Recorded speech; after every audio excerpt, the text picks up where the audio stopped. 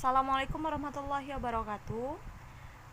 Anak soleh soleha, kembali lagi kita belajar tematik tema 9, melanjutkan materi minggu lalu subtema 3, pembelajaran 5 dan pembelajaran 6. Simak terus videonya sampai akhir. Amati gambar berikut. Gambar tersebut merupakan contoh perubahan lingkungan alam. Perubahan lingkungan alam yang tampak pada gambar adalah hutan lebat berubah menjadi hutan yang gundul. Penyebabnya perubahan alam pada gambar adalah orang yang menebang pohon secara berlebihan dan tidak melakukan reboisasi. Dampak yang ditimbulkan dari perubahan tersebut adalah makhluk hidup yang tinggal di hutan menjadi tidak mempunyai tempat tinggal, serta persediaan air akan berkurang karena berkurangnya hutan. Berikut ini contoh perubahan-perubahan alam yang disebabkan karena aktivitas manusia dan dampak yang ditimbulkan.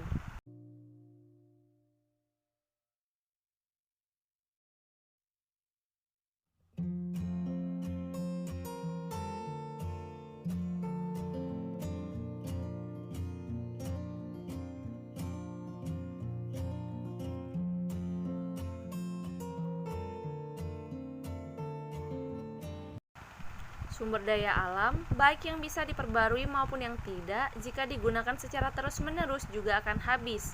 Pemanfaatannya harus dilakukan secara hati-hati dan bijaksana. Sumber daya alam yang kita miliki harus dilestarikan. Kita tidak boleh memanfaatkannya secara sembarangan. Jika sumber daya alam tersebut rusak atau bahkan habis, kita akan terancam bencana. Hal ini merupakan perwujudan dari pelaksanaan hak dan kewajiban kita terhadap lingkungan dan sumber daya alam. Melestarikan lingkungan merupakan hal yang wajib dilakukan. Agar sumber daya alam tetap lestari, kita harus melakukan usaha-usaha sebagai berikut. Yang pertama, penghematan bahan bakar dan listrik. Kedua, penggunaan energi alternatif, misalnya energi matahari dan energi air. Yang ketiga, penanaman kembali hutan-hutan yang gundul atau reboisasi. Keempat, melakukan pembibitan jenis tanaman unggul. Kelima, melakukan daur ulang bahan bekas. 6. Tidak membuang sampah atau limbah ke wilayah perairan, baik sungai, danau maupun laut. 7. Tidak menebang hutan secara sembarangan. Kita harus melakukan tebang pilih, artinya kita hanya menebang pohon-pohon yang sudah berusia tua dan setelah menebang mau menanam dan menggantikan dengan pohon yang lebih muda. 8. Tidak menangkap ikan dengan menggunakan racun, listrik, dan bahan peledak.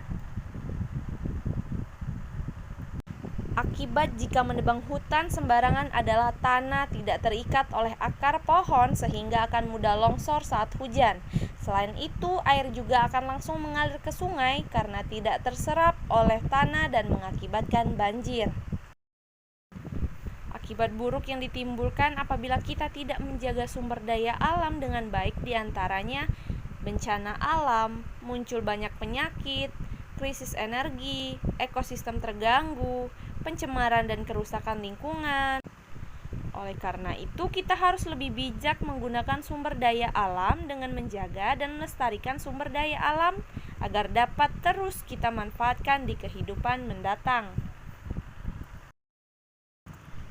Telah kita ketahui bahwa ikut menjaga lingkungan alam dan sumber daya alam termasuk salah satu kewajiban sebagai warga negara.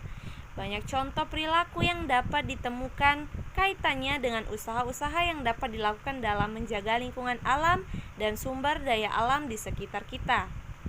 Salah satunya dengan mendaur ulang sampah, limbah, atau barang-barang bekas tidak terpakai. Jika kewajiban ini kamu laksanakan, tentunya lingkungan alam di sekitarmu akan tetap terjaga dan lestari. Kita pun dapat menghasilkan produk yang berdaya guna. Namun sebaliknya, apa yang akan terjadi jika kewajibanmu menjaga lingkungan alam tidak kamu laksanakan? Tentunya akan banyak terjadi masalah, bahkan bencana seperti banjir, tanah longsor, kekeringan, dan menjangkitnya penyakit karena sampah. Hal yang demikian juga berlaku pada sendi kehidupan yang lain. Oleh karena itu, pelaksanaan hak dan kewajiban harus berjalan seimbang agar kehidupan dapat berjalan dengan aman, nyaman, tertib, dan semua kebutuhan dapat terpenuhi dengan baik pula. Akibat jika tidak melaksanakan kewajiban. Sebagai warga negara Indonesia yang baik, kita harus melaksanakan hak dan kewajiban secara seimbang. Kita tidak boleh menuntut hak kita sebelum kewajiban kita laksanakan dengan baik. Contoh sederhana adalah ketika kita menginginkan nilai yang bagus. Tentunya kita harus belajar terlebih dahulu.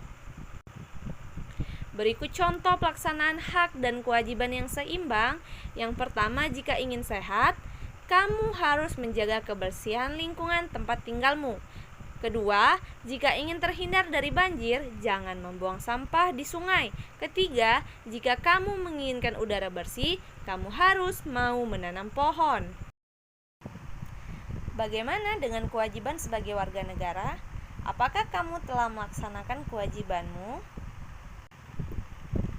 Orang yang mengabaikan kewajiban harus diberi sanksi karena mengabaikan kewajiban berarti mengabaikan pula aturan-aturan. Aturan-aturan tersebut berguna untuk menjaga ketertiban di dalam masyarakat itu sendiri. Berikut ini beberapa contoh sanksi bagi orang yang tidak melaksanakan kewajiban.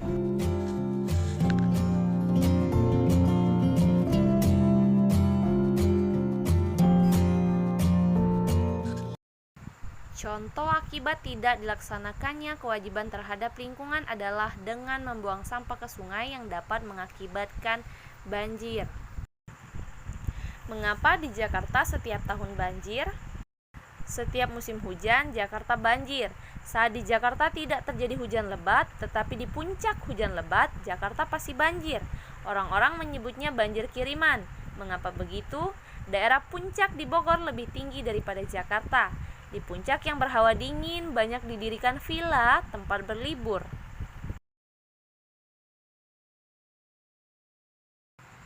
Nah, pembangunan villa di puncak dilakukan dengan menebang pohon-pohon di hutan-hutan daerah tersebut.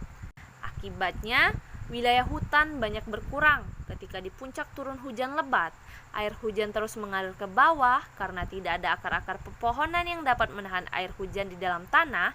Air hujan terus turun ke dataran yang lebih rendah hingga terkumpul ke sungai.